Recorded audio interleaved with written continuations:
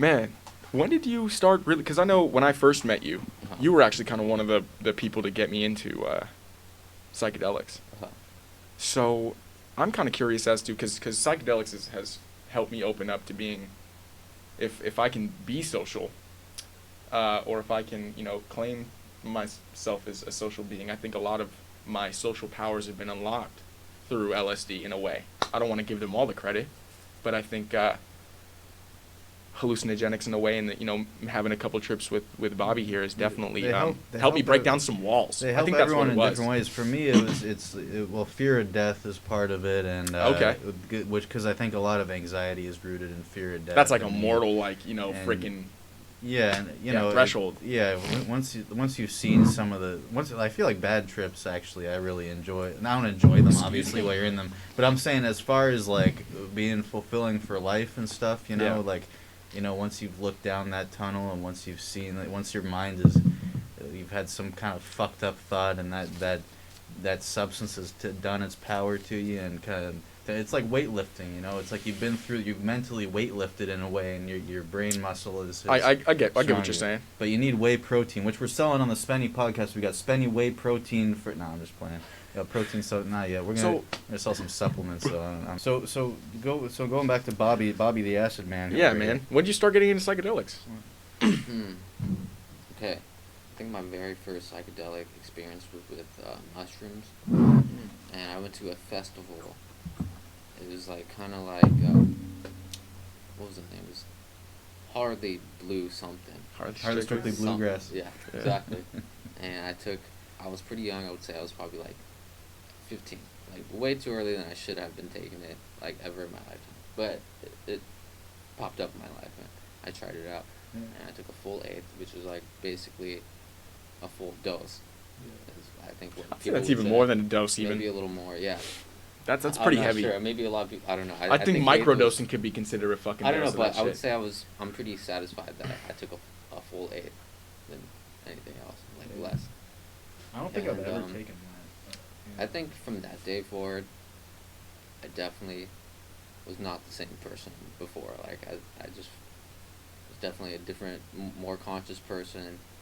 Thought more about what was happening in my life, and was able to understand the future and what to really do, and have a more profound happiness. And it was definitely a great experience, and I felt like what I found through that experience was something I would be able to share with everyone I contacted with and the friends I was with at the moment. And I made sure to just be helpful to like all my friends, made sure not to have an ego, and from that day forward, shrooms from that exact experience definitely changed my life for the better.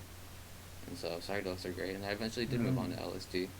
And LSD was definitely not, it's alright, you gotta be careful with that stuff, because it's just like, it could totally screw with your mind if you're not like either with the right people, or if you're not in the right mind space. I think I did, I don't know if it was LSD, but I'm pretty sure it was LSD, but I've done it without knowing I was on it, and, damn near killed myself. Holy shit. It's a dangerous. We're not going to go into that story, because I don't want to. Yeah, I think I think we might have even talked about that before. But yeah, it's some because that's the whole thing though, but if you don't have that base of that's the thing, you need to be grounded with something. You're on some shit. Yeah. And then, but here's the thing, even if like I've had terrible experiences like with shrooms, where we were drunk and we took them on a whim and we were a bunch of fucking dickhead fucking bitches that didn't want to fucking be around, and it just spiraled into this horrible, it was a horrible vibe and got really, really weird really quick. And if you're not with the right people or the right place, environment, we were like in a city, we were in downtown Springfield, like big city, like it was crazy, man. Like, so there was like this cop roadblock, and then I started having these visions of like this big brother authoritarian shit, and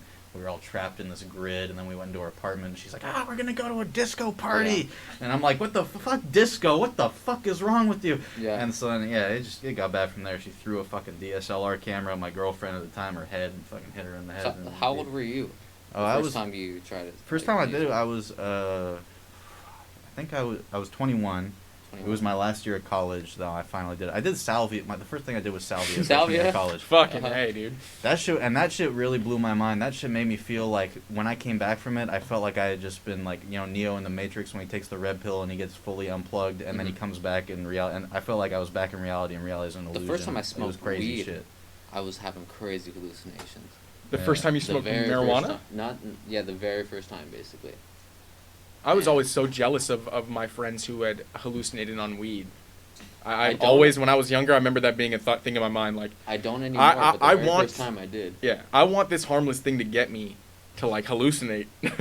I want to be there. Well, if I And all my here's the friends would thing. come to school like, I fucking laid in my bed and was looking up at a fucking galaxy, man. Yeah, And I well, would be like, what the fuck are you I'm talking like, about? But I feel like it's like how much you can visualize too. Like if you're into like meditating and shit like that. Yeah. It like I think it gets you to that similar headspace. No, that's and when true. you're, like when I've taken like way too many edibles, you know, sometimes I'll be, like, it's like too much. I'm like, oh, I can't go out and talk to people right Yeah. now. And I put on fucking Hendrix, the Beatles, some weird '60s psychedelic shit, Pink Floyd, whatever the fuck.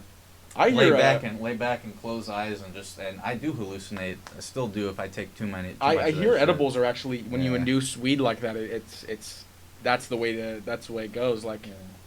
I've heard from a couple people, like we have a mutual friend who told me they took a pretty heavy dose edible and they were like tripping balls and they were, you know, laying in bed relaxing, which sounds like something I'd like to do, but I can't do edibles. They stick with me for 2 or 3 days. Fucks me up too much. Well, here we are talking about drugs when we were supposed to be talking about sex. What are we gonna talk about next? Rock and roll? What's going on, man? Fucking Eddie Van sex, Halen's yeah. dead. R.I.P. Yeah, man. that sucks, man. I had to call my dad and Yeah. let him know.